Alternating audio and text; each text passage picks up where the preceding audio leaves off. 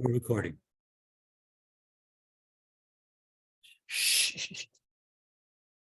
Okay, 10 o'clock, time to start. Recording in progress. Everybody, thumbs up if you can hear me. Thumbs up. We already got a thumbs up. All right. Good morning. So we are continuing Hilchot Purim. Last week we did the first part of Tzurba and Hilchot Purim. Today we will do the second part. Purim is coming up sooner than you think. We've got we had Shabbos Mavarchim or Chodesh Adar this week, so not far off now. We'll do some of the sources inside, and we'll expand a little bit some of the things as well which aren't in your book. So last week we started talking about Tanit Esther. We mentioned Shabbat Zachor. We spoke quite at length about Kriyat Megillah, the mitzvah of hearing Megillat Esther at night and during the day. And we mentioned there are four distinct mitzvot of Purim. We only got through the first one. Today we'll talk about the other three. So we said there's a mitzvah of Mikra Megillah. We won't talk about again because we covered that last week. We've got the Seudah Purim. We've got Mishloach Manot and Matanot Laevyonim to get through. So again, most of these are during the day. Mitzvah Kriyat Megillah we mentioned last week. We have a chovah to hear both at night and again during the day. All the other mitzvot are during the daytime, which is usual, which is what we'd expect. Really, we mentioned as well the connection between Purim and Pesach. Pesach, Leil HaSeder, is an anomaly in this regard, in that the first night of Pesach, we have many mitzvot during the night. It's described in the sources. In fact, Pesach is a night which is like a day for various reasons. But generally speaking, the mitzvot we have are during the day. And so that is the case with Purim. Let's start on page 279 books, 279. And with the heading on the page, you'll see it says the Purim Seudah. So it tells us the source of having a festive meal. We know that generally speaking, every Yom Tov, certainly Yom Tov from the Torah and Shabbat, we know we have a Seudah. Purim, the obligation of Seudah is somewhat different. We have two Chagim midrabanan. We know we have Chanukah and Purim. Chanukah, discussed in one of the other forums, there is no obligation to have a festive meal. The poskim discussed what happens if somebody eats on Chanukah, if you have Divrei Torah, etc., does that turn that into a Seudah mitzvah? But by Chanukah, there is no obligation. One of the reasons that's given is that Chanukah and Purim commemorate really very, very different things. Purim, they tried to destroy us physically. Chanukah, they tried to destroy us, at least initially, spiritually, trying to cause us to assimilate, but not necessarily to kill us, although that came afterwards. Purim, it's really true, where you can say, Purim, they tried to kill us, we won. Let's eat and let's drink. So according to everybody, there is certainly a mitzvah and there's certainly a chovah, not just a mitzvah, but a chovah, an obligation to have the Seudah and Purim. So says the Gemara in Megillah, source number 33 on page 279. The Gemara tells us in Rava, Seudah Purim, she'achla balayla lo yatsa yedei chovato. So if one ate the Purim Seudah at night, they have not fulfilled their obligation. Why? Ma'itama. Yemei Mishteh v'simcha active. We learn from within the Megillah itself, all of these mitzvot are mentioned there, or alluded to. There it says Yemei Mishteh v'simcha, and that is the key. The fact that it says Yemei Mishteh v'simcha, days of Mishteh and Simcha. This is where we learn that the Purim Seudah has to be during the day. You'll see the Shulchan Aruch, source number 34. Says Mitzvah la'arbot b'Seudat Purim u'b'Seudah achat yotzim. So this is actually the Ramah who tells us that there is a mitzvah to la'arbot, to have a large Seudah on Purim. He says with one Seudah that is enough. Why does he have to tell us b'Seudah achat yotzim? We'll see in a moment. And continues the Shulchan Aruch. He says Seudat Purim shasa'ah b'layla lo yatsa yedei chovato. If somebody said, I don't want to have my Seudah Purim during the day, I want to have it at night time, have a big banquet, a big feast when we get home from the Megillah. No, that is not enough. One needs to have the Seudah during the day as well. The Ramah adds, says, Mikol makom gam balayla yismach v'yibeh k'tzat b'Seudah.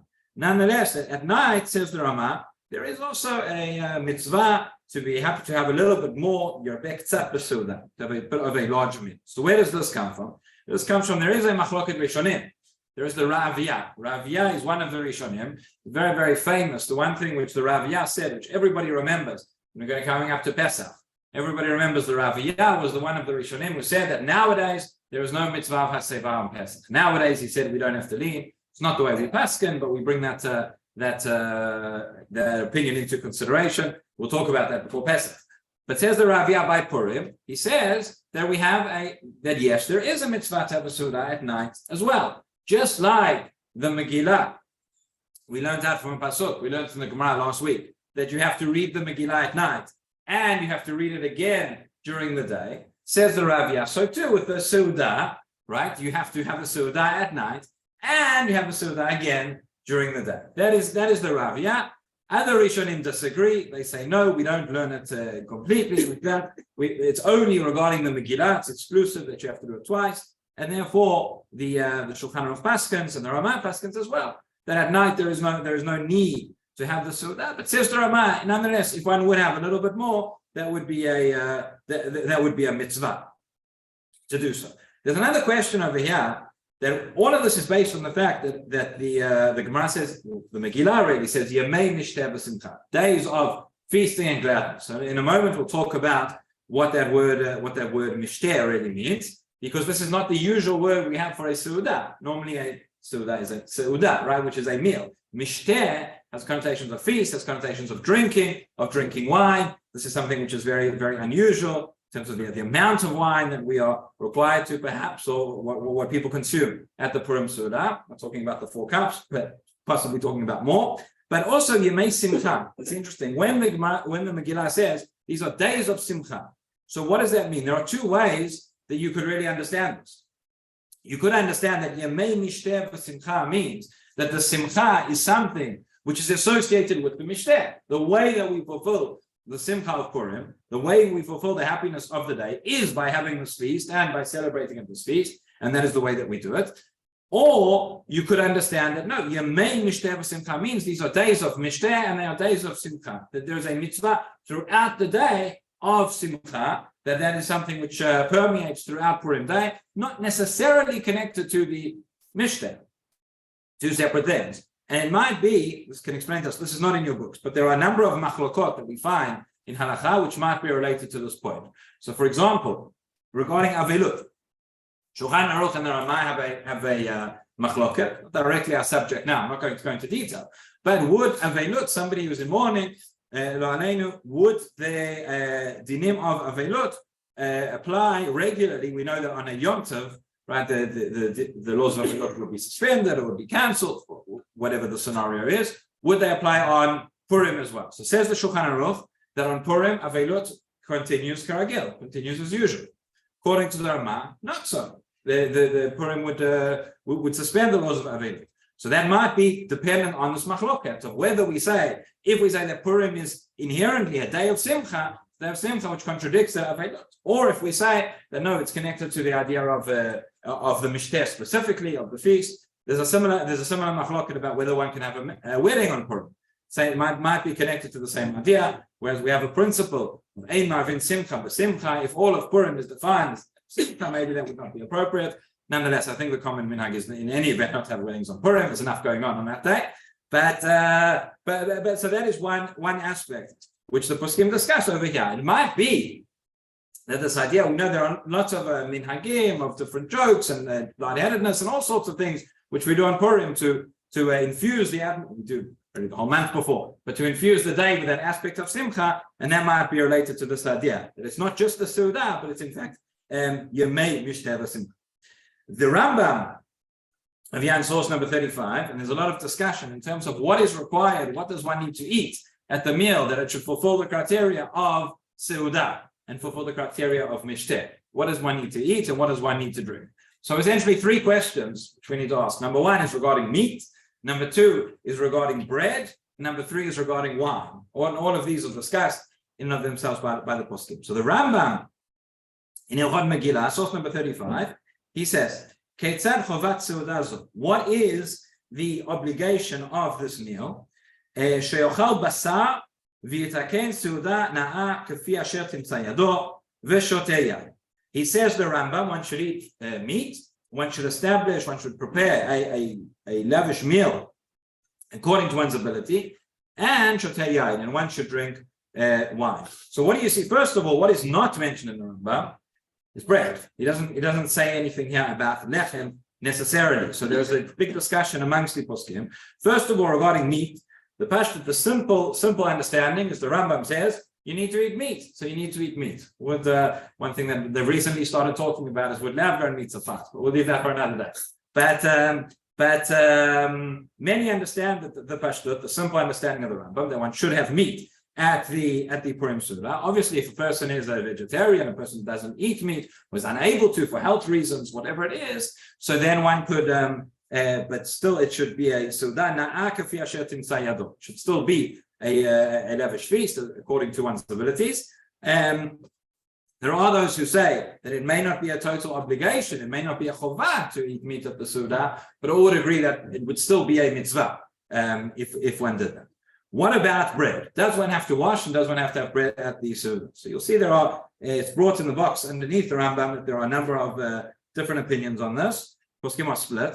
Where it comes from is the Rambam in another place says that if it said Birkat Hamazon at the end of the Purim Seudah and did not say Ala Nisim, one forgot to say Ala Nisim, says the Rambam that one does not have to go back and repeat. Now we know from other places, we know from other halachot, and the Rambam tells us in Hilchot Brachot that what is the rule? When do we have to go back and repeat Birkat Hamazon if we left something out? Ala Nisim or Ya'aleh V'yavo, etc. The principle is wherever there is a Seudah which is a chovah, a Seudah which one is required to eat, then one would have to go back and one would have to repeat it. So that would apply on Shabbat and Yom. Where one is not required to eat the Seudah, would not have to repeat. So, for example, Rosh Chodesh, which is coming up, right? I'm not talking about davening, that's a separate question, but regarding somebody benched on Rosh Chodesh and forgot to say Ya'aleh V'yavo, they would not go back and repeat it because there is no obligation to have a Seudah. So the Rambam tells us that if one says Birkat Hamazon on Purim Seudah, the end of Purim Seudah, you forget to say Ala Nisim, you don't have to go back. So that might indicate, and there are some who learn from that, therefore there is the Seudah in the sense of Seudah with bread is not necessarily obligatory on Purim. We know one has to eat, we know one has to have a Seudah that is explicit, but maybe not to have bread. There are those who learn that, right? On the other hand, the Ravia, who we just mentioned previously, he says over here, and here he is more accepted, he says no. He says that one would go back and one would have to repeat with Ala Nisim. So what's generally accepted, I think the most common psak over here is that one does not have to go back. One does not have to go back and say Ala Nisim. This is the psak of Birkei Yosef, of the Maharal. It's brought by Shevet HaLevi, brought by Rav Ovadia, so many poskim. However, I would say that certainly lekatchila one should still have bread, and one should make sure to wash for the Seudah, which is generally whenever we fulfill a Seudah mitzvah. That's how we would do it. Again, a person's not able to for health reasons or whatever else, they should have a nice meat. But ideally, one should wash and one should have bread. Although, as we said, there are opinions who hold that's not necessary, but meat certainly would be more of an obligation. What about wine? So over here, this is something very, very unusual. We don't find this although we do find wine, we have kiddush, and we have wine on different occasions. But to consume wine in such quantities, we find an obligation by Purim, which we don't find anywhere else. And the Rishonim and the Achronim really are struck by this. The Abu Draham has a whole piece where he writes, how can it be? We know about all the terrible things that come into the world from wine. We know what drunkenness causes. He talks about the story of Lot and of Noah, etc. And it's not, it's very, very unusual. Where do we find in Jewish sources, halachic sources, telling us to get drunk? This is something which is really v'nafoch. So he says that it's got to do with the fact there are two things which are brought. Again, before we get to the bottom line, I'm not there yet, but according to, so he says that the idea of drinking more wine, number one, all the poskim point out that it's related to the idea of simcha. A person drinks a little bit and allows a person to gladden one's heart. But number two, he says that on Purim, something happened which doesn't happen anywhere else. We find that you go through the story of the Megillah, which we've read at night and we've read again in the morning, and it's all about wine. All the miracles happen there on the number of Mishtahot. Somebody once went through and said, sorry? Seven? I think there's more. I think okay, there may be seven, depending on how you count. There are at least 7 Mishtahot in the story of the Megillah. We know there is the Mishteh at the beginning, and Mishteh Achashverosh, and Esther comes to Achashverosh with Haman, and once, twice, etc. Many times. So because the miracles was done over there through wine, so says the Abu Draham, therefore we have this concept of coming along and of drinking wine. It still doesn't it still doesn't answer the question completely. I mean, there are lots of things that happened in the days of the Megillah and throughout our history. We don't go and replicate everything. Could be Rav Kook explains that wine is something which has both, it is a substance which allows one to act in certain ways. It has a positive side, it can have a positive influence, and it can have a very negative influence on a person. There's Rav Kook that if it's done in the right way and in the right framework and in the right quantities, so wine can, because Purim was a day on which wine was so instrumental in the Geulah, this day where the expression of the positive sides will come out, and therefore that is why. I'll just say again, we'll go into a little bit more detail now, but it should go without saying, it should be obvious. Somebody who has had problems with substance abuse in the past, somebody who has been an alcoholic or something like that, should not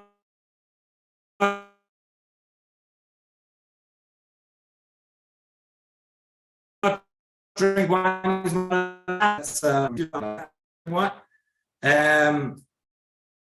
So source number 36, but where does this come from? And it's very interesting. We'll see the language of the Gemara, and we'll see that not everybody agrees, in fact, that there is even an obligation to drink in the first place.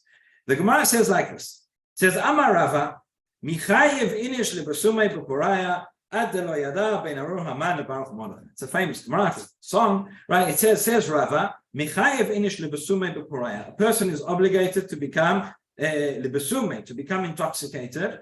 It's interesting that it doesn't say lishtot, doesn't say to drink, it doesn't say lishtaker, it says litbasem, which is a different word, anyway, on Purim, until a person doesn't know the difference between Arur Haman and Baruch Monach. This is quite a shocking statement of the Gemara.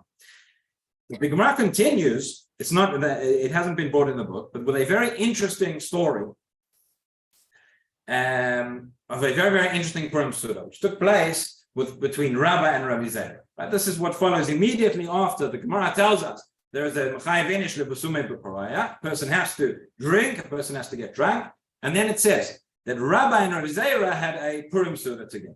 And what were they doing? They were fulfilling what the Gemara said. They were Mechayev inish lebasumei ad lo yada. And then what does it say? It says that they were drinking to the point where two great Amoraim, right? Rabbi came. And he came, Rabbi v'shachtei Rabbi Zera. He shechted Rabbi Zera. Okay? Then, don't worry, there's a happy ending to the story. It says that afterwards he davened and he prayed and he revived it. He prayed and he revived the dead, so Rabbi Zera was okay. The following year, Rabbi asked Rabbi Zera if he was coming back for his Purim Seudah. What would you say? Right? Right, exactly. So Rabbi Zera says, "Local shatay trachish nisa." He says that we don't have miracles every day. Last year it worked out, okay. This year it did. That's the story. That's what the Gemara says, and that's it. That's the end of it. Now there are those Mefarshim who say the story is not meant to be taken literally. The Maharsha gives a whole beautiful explanation over there. You can look it up inside. He says this is all figurative. It's not. He didn't actually kill him, but there are those who understand literally that that's what happened. And the question is, why does the Gemara tell us such a story? So we find two completely opposite approaches in the Mefarshim. There is the approach of Rabbeinu Ephraim. Rabbeinu Ephraim is one of the Balei Tosfot, very, very significant Rishon. He says the following. He says, look at the flow of the Gemara. The Gemara is teaching you a message. It says first, it says, it says, get drunk, drink to the extent that a person doesn't know anything, doesn't know what's going on. And then it tells us a story of what happens when people drink to the extent they don't know. Then Rabbi killed Rabbi Zera. It says, obviously, says Rabbeinu Ephraim, what this Gemara is trying to teach you is that initially Rabbi thought that you should drink to this extent, but this is what happens. Therefore, don't do it. Therefore, it's forbidden to get drunk on Purim. That is the opinion of Rabbeinu Ephraim. This is less quoted. It's less popular, but for various reasons.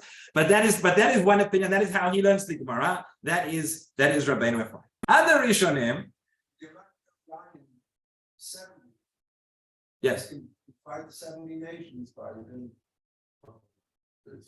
right. Okay. That's one explanation. It's also the gematria of sword as well. The 17. That's why Chazal tell us nichnas yain yatzah sword. Right. It's but that is why. So the Rabbeinu Ephraim tells us the story in the Gemara is there to show you that actually we don't paskin halachos. Other Rishonim, no less significant, the Rif, the Rosh. Okay, we'll get to the Rambam in a moment. But the Rif and the Rosh bring the story. They bring the Gemara as it is. and we could understand that they mean to say no. The Gemara tells us, and then it brings you a story, it brings you a Maaseh to say, you see, Rabbi and Rabbi Zera, even they acted this way, and it's to show you that this is the way that one should that one should do it.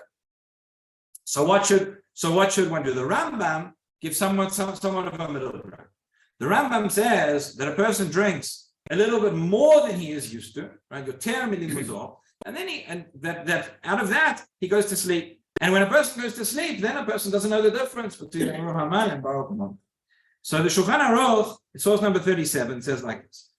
So page 280. Shulchan Aruch says, "Chayav inish lebasumen beporaya ad lo yada ben Baruch Haman and Baruch Mordechai." So he quotes the language of the Gemara verbatim. Doesn't say. Seems to say, according to Shulchan Aruch, a person needs to go and drink right until he doesn't know the difference. Says the Rama. There are those who say no, it doesn't have to be to such an extent. Persons should drink more than they are accustomed to and go to sleep. And when a person's asleep, a person's not thinking, a person doesn't know the difference, and therefore, and the most important line in the Ramah, which he says at the end, he says, right? Whichever opinion a person follows, right? Like I said at the beginning, this is not an excuse for drunkenness, it's not an excuse for that. The person has to do it in such a way that it is b'shem shamayim. By the way, you mentioned gematrias. So there are those who say, again, what is this? So a person doesn't know the difference. It's really the idea. Purim, a person is meant to drink that they don't know anything, don't know what's going on. So the Ramah gave us one explanation. So the person's asleep, they can't tell the difference. There are another explanation. If you look at the gematrias of Baruch Haman and Baruch Mordechai, that it comes out to the same gematrias, saying a person not to that extent, to the point where a person can't calculate, a little bit more than usual. A person can't calculate these things anymore, and that would be sufficient. But there's a very significant biur halacha, which I want to read here in this context, and the biur halacha says as follows. It's the biur halacha in Siman Tafresh Tzadi Hey, which is the Siman in Shulchan Aruch, deals with Seudah Purim. So first of all, he says, the first biur halacha says like this. He says, Im Tomar, Chazal Mash Nizkar B'Torah B'Neviim B'Kam Makomot HaShichut L'Michshol Gadol. He says, following in the as the Abu Draham said, he said, you ask, how could it be that Chazal came and obligated something which we find throughout Tanakh is a great michshol? Getting drunk is not something that we look upon favorably. Yesh Lomar. All of the miracles which were done in the days of Achashverosh were through the Mishteh, through wine, by Esther, from the beginning of Achashverosh's feast, etc. He ends off, he says, calls that a mitzvah, there's this idea of drinking wine. This is a mitzvah, but this is not me'akev, it's not b'di'ev. But then he says the following. He says, Ad lo yada, says the biur halacha, he quotes from the Meiri, who's one of the Rishonim. He says, Chayav adam la'abot b'simcha b'yom zeh. A person is obligated to increase in simcha, as we said, yamei mishteh b'simcha. U'ba'achila u'b'shtiyah ad shelo yachsar shum davar. Eating and drinking as lavish as you can, there's nothing lacking. U'mikom makom. However, a person is not obligated to drink and to degrade themselves out of the simcha. The simcha that a person is go out and shout this from the rooftops. The simcha that a person is obligated on Purim in general is not one of nonsense. It's not of holalut and of shtut, and ela simcha shel ta'anug. The simcha here is a medium towards thanking HaKadosh Baruch Hu, towards love HaKadosh Baruch Hu, towards giving thanks for the miracles which took place. And then he goes on. He says, "Ze lashon Chayei Adam." He says, "Kevan shekol hanes haya al yayin, lachein chivu chachamim nishtakeu ulefachot lishtot yoter me'odelo." Says the Chayei Adam, as we've already mentioned. Since all the miracles took place via wine, that is why the commemoration here takes place with wine as well. If,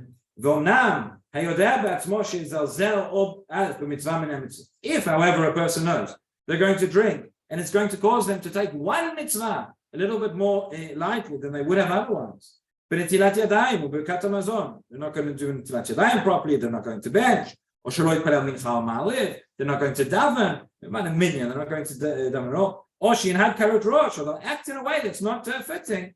So mutav shelo yishtaken. Therefore, one should not get drunk. V'chol ma'asav yiyu l'shem shamayim. And everything we do should be l'shem shamayim. So says the Bi'ar Halacha. As we saw. So there are a number of different opinions in the Rishonim. Everything is very much important depending on the context in which a person finds themselves. Just to act responsibly. There is certainly no license yet to do anything which would cause a chilul Hashem. Certainly, if a person has problems with alcoholism and such, halacha is definitely not there to give a license or to give an excuse. And if it's difficult or it's not going to be fitting, so a person drinks a little bit more wine than they normally would in order to assist with the simcha, and that would be sufficient. When should the Seudah take place? So we said already that it shouldn't be, there was an opinion that said at night, but that is not the way we paskin. It's during the day. When during the day?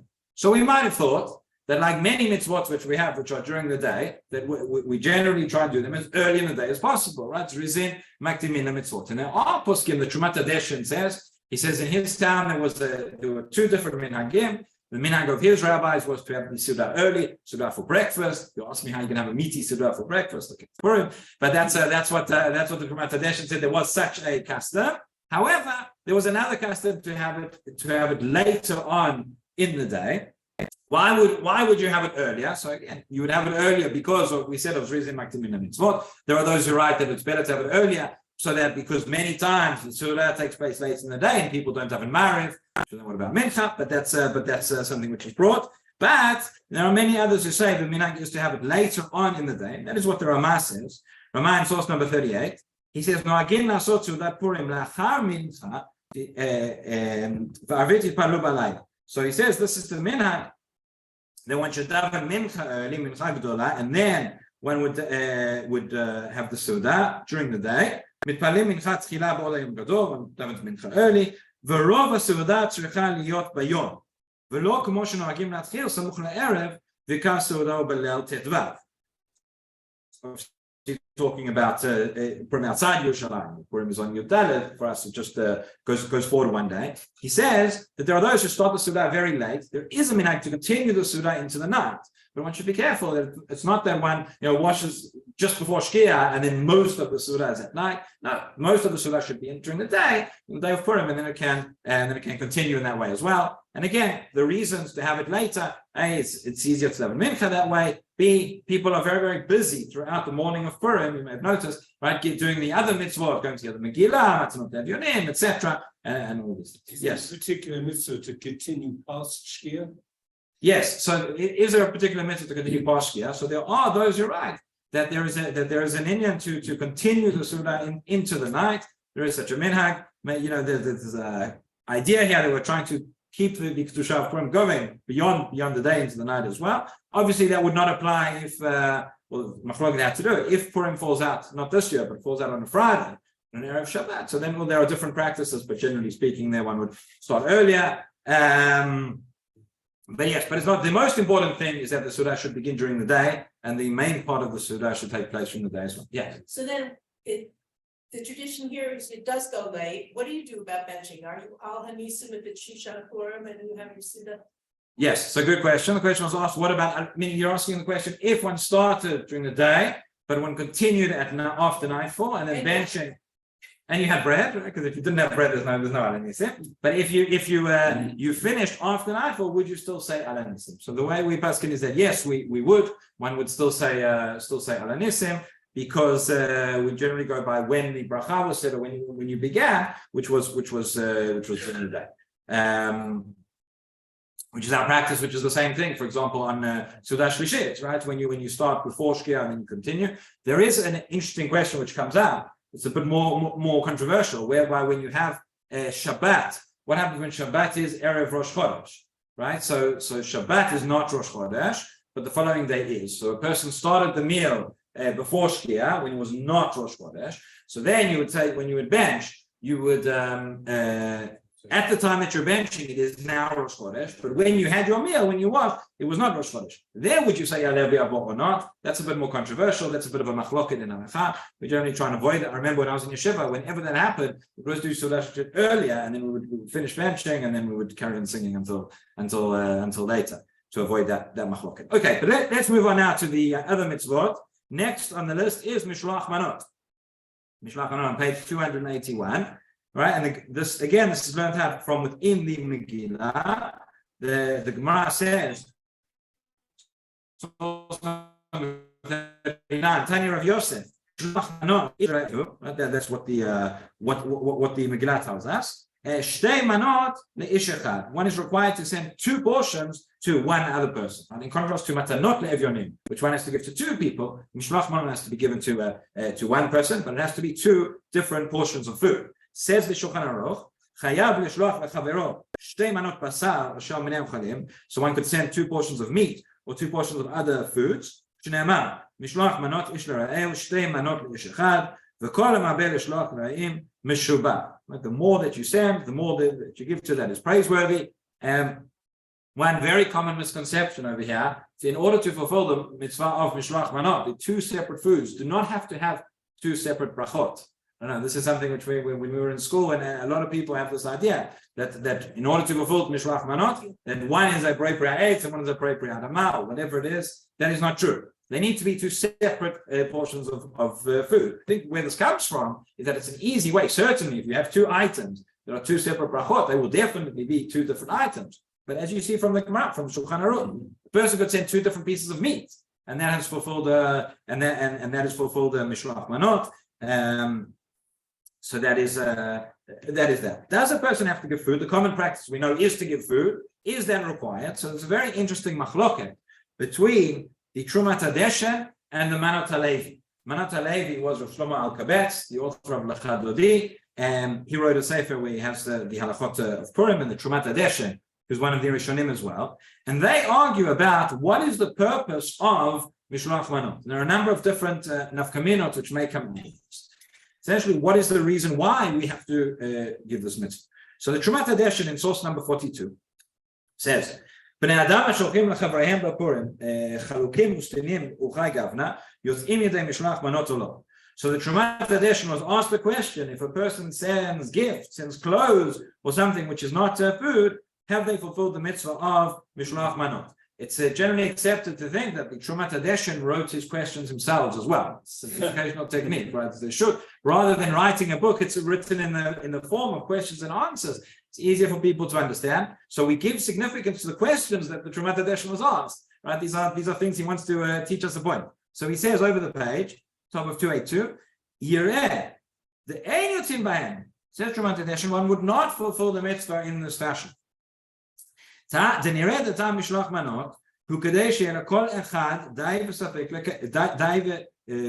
לקיים הסעודה כדינה.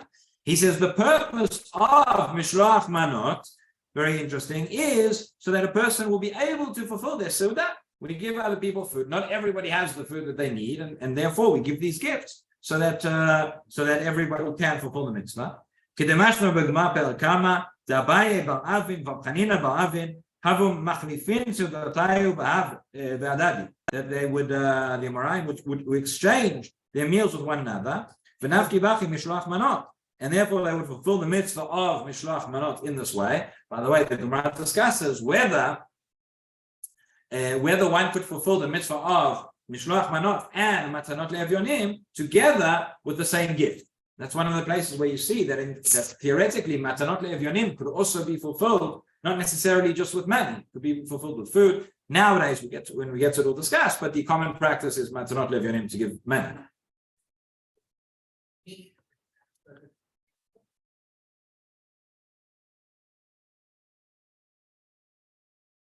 So I guess it would depend on terms of what you're going to ask something else. The question was, if somebody gives meat, does it have to be cooked? Does it have to be raw? If it's biltong, it can be raw, and then somebody can eat it. But no, it would depend on where you're giving it and how. If it's given in such a way that the person would have the, all they need to do is just stick it in the oven, and they can still have it for their Seudah. So then that should suffice. If you're giving them, this big piece of brisket that's going to take 3 hours to cook, and it's half an hour before the end of Purim, so then that would be a problem. But if it's done in such a way that a person can use it for their Seudah, so that should be fine.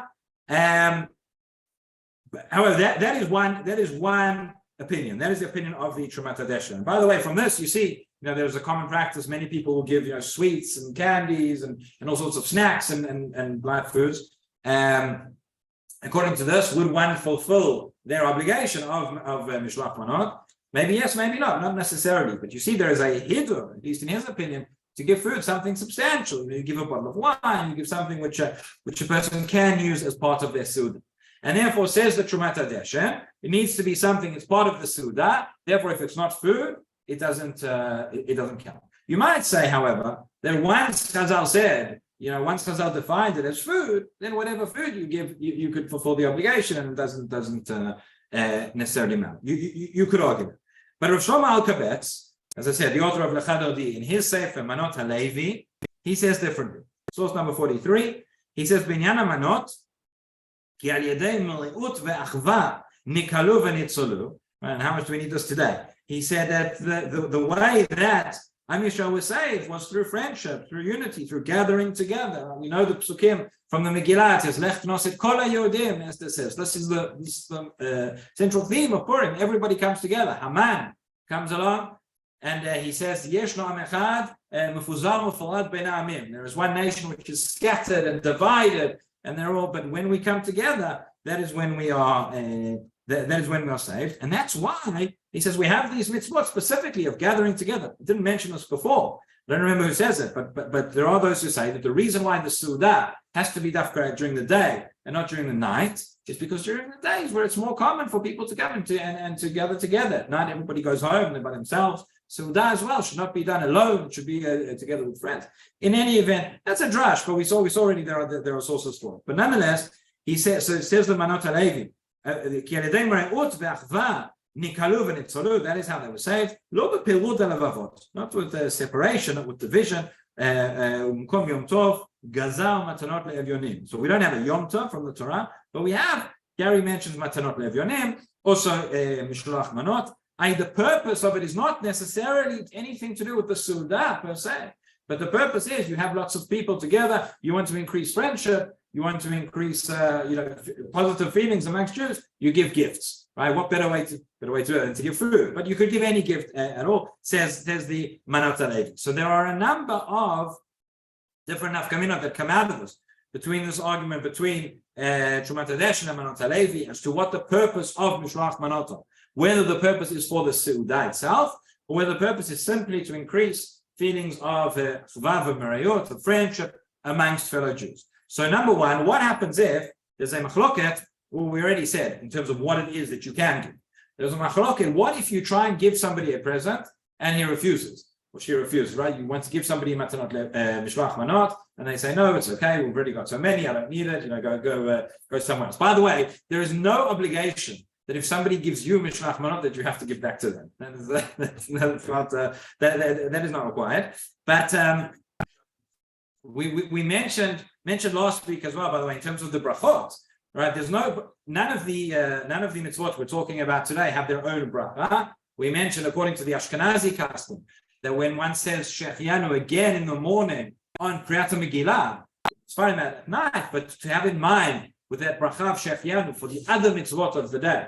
But why is there no separate mitzvah for these, no separate bracha for these mitzvot? Because one of the reasons, the same way we don't make a bracha on staka, and that a mitzvah which is not necessarily dependent on you, the person there may refuse to accept the gift, and therefore you have not fulfilled the mitzvah, you will not say a bracha. That's if you say that you haven't fulfilled the mitzvah. So there are those who say, the Pri Chadash says, you try and give somebody Mishloach Manot, and they don't accept it, you've not fulfilled the mitzvah. Why? Because if the purpose is to give them what they need for their Seudah, and they haven't, and they're not going to have it, so then you haven't achieved it. However, there are Mara'ites that if you try and give somebody a present and they refuse to accept it, nonetheless you've still fulfilled the mitzvah of Mishloach Manot, maybe because they're saying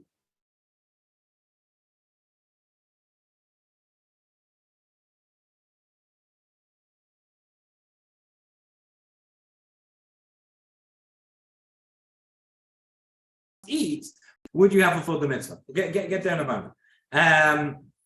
But there's another nafkamina as well. The poskim point out. What if you send somebody a gift, a Mishloach Manot, anonymously, right? Have you fulfilled the mitzvah? So yeah, it might be. You leave it outside their door. You left a note or whatever it is. So you know the person's going to refuse to accept it. So you just send it to them and you don't tell them who it is from. So yeah, it might be the same thing. If the purpose is in order to give them something for the Seudah and you've given them the food, they've got the food, you fulfilled the mitzvah.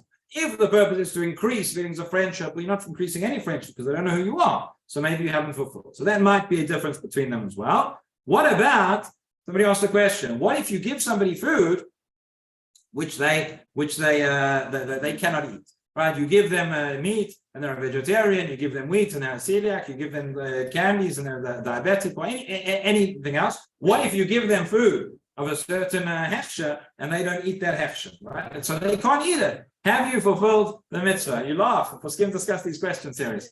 So first of all, it might be dependent on this machloket again. If the purpose is for the Seudah, giving the person the food they can eat and they can benefit from, so then we might say, no, you've not fulfilled it. If the purpose is in order to increase feelings of friendship, so again, you've given them something, you've shown that you're trying, even if they can't eat it, then you would have fulfilled the mitzvah. The truth is that even if we say according to the first reason, we might say the following. Like I alluded to earlier, once Chazal established that it has to be food, so you've given them food, now in practice they can't eat that food, maybe because for a reason you didn't know, whatever, that may not be your fault. And you might still fulfill it that way. But more than that, you gave it, even if it is for the Seudah, you gave it to one person, but maybe somebody else in the family can eat it. Maybe some of the guests can eat it. Maybe they can put it on the table. And therefore, many of the poskim write that in such a scenario, you still would have fulfilled the mitzvah. Obviously, right, the point of giving a gift to somebody is so they can benefit. So a person should think and should put consideration into it. If you know a person has certain dietary requirements, it would be silly to give them a gift which they can't eat. Yeah. City, do they have to try to incorporate all of the things that are done? No. Or can it be used during the day in the spirit of increasing happiness for the day? Okay, so the question was asked, what about the recipient? Does the recipient then have to now come along and take all the food they've given and open it up in the Seudah? That would not be required. You can once the person has been given the gift, you can do whatever you want with it. Yeah. So logistic questions. In some communities, people send messengers. They never deliver it in person. Is that fulfilling the mitzvah? That's one question. The second question is, what's the thing about a woman to a woman and a man to a man? Can you just give it or whatever? Does it have to be to the same sex? And the next question is, what about Avelut? Okay, let's cover over here. So the question was asked, what about a messenger? Can one give Mishloach Manot via a messenger or not? So there's machloket, as you might have predicted. There are some who think that it's better to give with a messenger, some who think without. Before, in practice, what we say is that one would, if where possible, one should try and give at least one Mishloach Manot in person themselves, but in practice one would fulfill by a messenger as well. Then there was a question about what about a woman to a woman or a man to a man, etc. So the poskim distinguish for this point between Mishloach Manot and Matanot Laevyonim. Mishloach Manot, the point is to increase friendship, to increase companionship, to bring a certain care of that between the people that's given. Whereas Matanot Laevyonim, that's just providing the needy with what they need. So the poskim say explicitly, but Matanot Laevyonim, one does not have to worry about this. By Mishloach Manot, it's preferable that a man should give a man, a woman should give a woman. At the same time, if one family is giving to another family, then that is fine. Whoever gives as their representative, that would not be problematic. And the third question was asked in terms of Avelut. Really, there is a question that the poskim discuss over here. Hilchot on Purim is a long subject. In terms of Avelim going out and giving gifts, so there's some more questionable. But let's move on to Matanot Laevyonim, just to cover that as well, because we are running quite a long time. So Matanot Laevyonim, that is the final mitzvah that we have of Purim Day, page 283, source number 45. It says Matanot Laevyonim. This again is a quote from the Megillah. says Shtei Matanot Lishnei Bnei Adam. Over here we have two gifts that are given to two people. As we said, Mishloach Manot, one needs to give to one person, but it has to be two gifts. For Matanot Laevyonim, you only need to give one gift to the person giving money, but it has to be given to two people. How much is one required to give for Matanot Laevyonim? So says the Ritva in source number 46. Excuse me. He said, "Mistabra the Matanot Laevyonim haynu afilo b'shtei prutot teshave pruta chashiva matana v'lo b'pochot." Says the Ritva, there is no minimum value over here. Even if one was to give a pruta, one would have fulfilled the mitzvah. However, others say that really, again, it does not have to be a huge amount in order to fulfill the mitzvah. But again, generally speaking, going by the amount, the minimum amount one would need for a Seudah to be able to have a meal on Purim. Again, this does not mean that one has to give hundreds of shekels or dollars, whatever it is. The smallest meal that one could have a look at number 47, the Sharei Tshuva. He quotes the Sefer Machazik Bracha, שכן כתב במטה יהודה ינשם, שם זרע יעקב, שאם נותן מעות, צריך שייתן שיעור שיקנה גימל ביצים אוכל. The amount in which one could purchase 3 egg volumes, so how much is that? So modern contemporary poskim say that you give somebody the amount that they could buy a falafel, that would be sufficient. That they could have theoretically one could have a Seudah from that. Again, how much is that? So again, this book was printed a few years ago. Inflation has changed things. It says, yeah, Rav Osman's quoted as saying that 10 shekels is enough for a person to buy a falafel. I'm not sure if that's still true. You might need a little bit more, but that is the minimum amount. That's the minimum amount that one is required to give for Matanot Laevyonim. But again, there is a very important Rambam over here. The Rambam in Hilchot Megillah Perek Bet, towards the end, the second last halakha, which is not in the books. Apologize. But the Rambam says as follows. He says, "Mutav le'adam la'arbot b'matanot evyonim mila'arbot b'seudato u'b'shloach manot l'ra'ah." Purim comes along and everybody is increasing. We said the minimum to give Mishloach Manot, right, to one person. How many people do you know who give Mishloach Manot to one person? I don't know any. Right? Everybody gives to many more. It says the Rambam, you're going and you're giving more. That's wonderful. You're increasing your Seudah. You're increasing your Mishloach Manot. You're spending on your costume, whatever it is. But don't forget there's one thing on Purim you should be spending more money on than everything else. That is Matanot Laevyonim. So however much your Seudah costs, you should be spending more than that on Matanot Laevyonim. Mutav l'adam la'arbot Matanot Laevyonim mila'arbot b'seudah b'shloach manot l'ra'ah. שאין שם שמחה גדולה ומפוארה אלא לשמוח לב עניים ויתומים ואלמנות וגרים. Says the Rambam, what is the greatest simcha? We said Yemei Mishteh simcha more than anything else is bringing simcha to the hearts of the poor, to the needy, to the widow, the orphan, to the stranger. This is a theme which repeats itself. The Rambam in Hilchot Yom Tov again says the same thing. He says when it comes to the mitzvah of Simchat Yom Tov for any festival, he says a person has to open their home. A person again to whatever one's capabilities are, but whether it's to provide for the needy, provide for those who are poor. He says if a person does not do that, and a person just thinks about themselves, he says that is not Simchat Yom Tov. That is Simchat Kreisot. That's not the happiness. That's not Simchat Yom Tov. That's happiness of one's stomach. Says the same thing over here. One needs to think about others. One needs to think about Matanot Laevyonim. This is the most central mitzvah of Purim. Sham sameach lev ha'umlalim ha'elu domel shchina. That a person who brings gladness to the hearts of these needy, the less fortunate members of society, that is similar to the shchina. Beautiful piece there, idea from the Rambam. The truth is, I'll just mention, connected to the parasha that we just read. We just read Parashat Mishpatim, and everybody asks the question why Parashat Mishpatim begins, with the Eved Ivri, all the laws. Never mind why we have Mishpatim, where it is, we discussed on Shabbat. But of all the laws within Parashat Mishpatim, you start off with Eved Ivri, right? And the Eved Ivri is the person who is a slave. The Rashi tells us it's the person who stole. It's a person who stole, a thief, and they're unable to pay back their debt. So the way that they repay their debt to society is that they are sold as a slave. We're talking about the lowest of the low. And this is where the Torah begins telling us how to build society. Yes, because the way you judge a society is how it deals with the most needy. We can have arguments in terms of how that should be and what the most effective way of doing that is. Right? Is that the priority? Is that the concern? Is that what we're thinking of? You see the way that the needy, the widows, the orphans, the ger, the way that they are treated, that tells you what, that tells you. And therefore, says the Rambam, Matanot Laevyonim is the most significant. One question that is asked is regarding Matanot Laevyonim, because again, Purim can be quite expensive. Can one give from their maaser money? Have that one has one is there's a machloket amongst poskim. We won't go into it now regarding maaser, regarding giving a tenth of one's income to tzedakah. There are those who say that it's a chiyuv d'oraita. There are those who say it's a chiyuv d'rabanan. There are those who say it's just a minhag and it's a midat chasidut. We generally accept that it's just a minhag and a midat chasidut.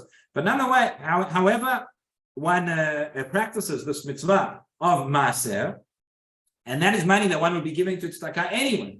Is one allowed to use the money that they were given for maaser for Matanot Laevyonim? Why? Because Matanot Laevyonim, in a sense, is a debt which one owes. It's an obligation. It's a chiyuv that one has. Can one use that money for Matanot Laevyonim? So there are those who say that no, that one should not give the maaser money. This has to be separate because this is something else.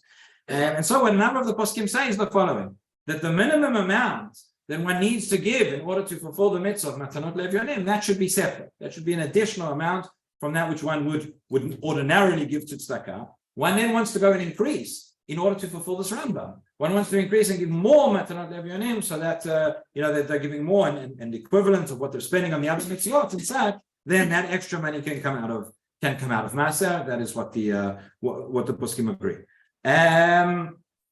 But easily, a lot of people give more than 10%. So the first thing would be considered master, and then anything above that, you could probably use the master money for.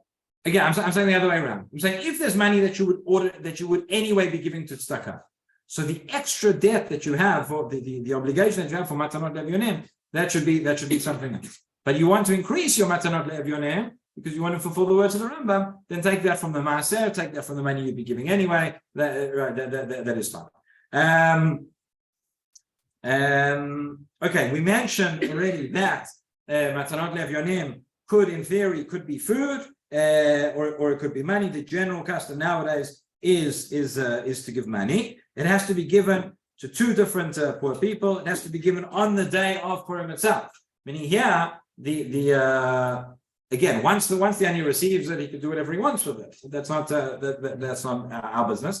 But the point is, you need to give it to them on Purim Day, so that on Purim Day they have the opportunity to benefit from it.